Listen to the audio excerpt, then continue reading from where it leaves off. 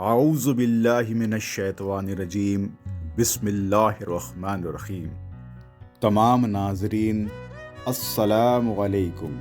ہمارے YouTube channel حبیب خدا کو سبسکرائب، لائک، شیئر اور چینل کے بیل آئیکن پر ضرور پریس کریں۔ جزاک اللہ۔ حضرت سیدنا خواجہ خواجگان معین الدین چشتی رحمۃ اللہ علیہ نبی پاک صلی اللہ علیہ وسلم کے حکم سے ہندوستان تشریف لائے، جہاں آپ نے بے شمار لوگوں کو کلمہ شریف پڑھا کر ان کے دلوں کو منور کیا، ساتھ ہی اللہ کی وحدانیت اور رسول اللہ صلی اللہ علیہ وسلم کی محبت مسلمانوں کے دلوں میں پیوست کی اور اپنے فیض کے دریا بھی بہائے۔ ایک مرتبہ حضور خواجہ غریب نواز رحمۃ اللہ علیہ اپنے ایک مرید شیخ علی کے ساتھ سفر پر تشریف لے جا رہے تھے۔ اچانک راستے میں ایک شخص آیا جس نے آپ کے خادم کو قرض دیا تھا، اور اسی کی قیمت وصول کرنے وہ اس خادم سے جھگڑنے لگا۔ حضرت خواجہ نے اس شخص سے کہا، ابھی اس کے پاس رقم نہیں ہے، اسے جانے دو، جب یہ لوٹ کر آئے تو اپنا قرض وصول کر لینا۔ پر اس شخص نے آپ کی بات نہ مانی اور بحث کرنے لگا۔ یہ سن کر حضرت خواجہ غریب نواز کو جلال آ گیا، اور آپ نے جو چادر اپنے سر پر پہنی ہوئی تھی اسے زمین پر ڈال دیا اور کہا، دیکھ تیرا جتنا بھی قرض اس کے حساب سے ہے، اس میں سے مال نکال لے، لیکن یاد رکھ اس سے زیادہ مت نکالنا۔ اس شخص نے آپ رحمت اللہ علیہ سے کہا، جب تک آپ نے اس چادر کو پہن رکھا تھا تب تک تو اس میں کچھ بھی نہیں تھا، اب اس میں مال کیسے آ گیا؟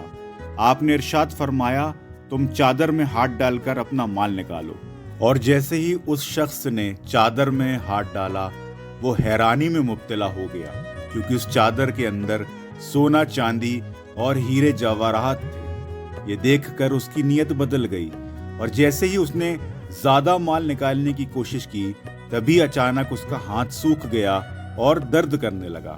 اس نے فوراً آپ سے معافی طلب کی اور کہا، حضور میرا ہاتھ ٹھیک کر دیجئے، یہ سوکھ گیا ہے۔ حضرت خواجہ غریب نواز رحمۃ اللہ علیہ نے اس شخص سے ارشاد فرمایا، میں نے تم سے کہا تھا کہ زیادہ مال مت نکالو، لیکن تم پھر بھی نہیں مانے۔ اس کے بعد خواجہ غریب نواز نے اپنے فضل و کرم سے اس کا ہاتھ ٹھیک کر دیا، اور اس شخص نے آپ رحمت اللہ علیہ سے شرمندہ ہو کر معافی مانگی اور کہنے لگا، حضور آپ نے مجھے معاف کیا اور میں نے اس کا قرض معاف کر دیا۔ ایک مرتبہ ایک ظالم بادشاہ نے ایک بے قصور شخص کو، جس کے اوپر جھوٹا مقدمہ اور غلط الزامات لگائے گئے تھے، اسے پھانسی کی سزا دینے کا حکم دیا۔ جب اس بے قصور کو پھانسی کی سزا دے دی گئی، تب اس ظالم نے اپنے سپاہیوں سے اس شخص کی ماں کو خبر کروائی اور کہا کہ اپنے بیٹے کی لاش لے جاؤ۔ وہ عورت خواجہ غریب نواز سے بہت عقیدت و محبت رکھتی تھی۔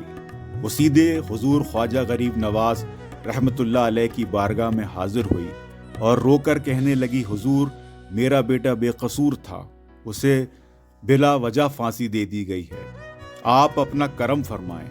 حضور خواجہ غریب نواز رحمت اللہ علیہ اس عورت کے ساتھ اس جگہ پر تشریف لے گئے جہاں اس شخص کی لاش رکھی ہوئی تھی۔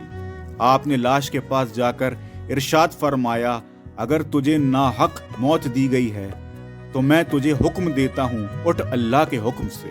آپ کا اتنا ارشاد فرمانا تھا کہ وہ شخص زندہ ہو گیا۔ اللہ سے دعا ہے کہ وہ ہمیں اپنے تمام اولیاء اللہ سے محبت اور ان کا ادب احترام کرنے کی توفیق عطا کرے۔ آمین ثم آمین۔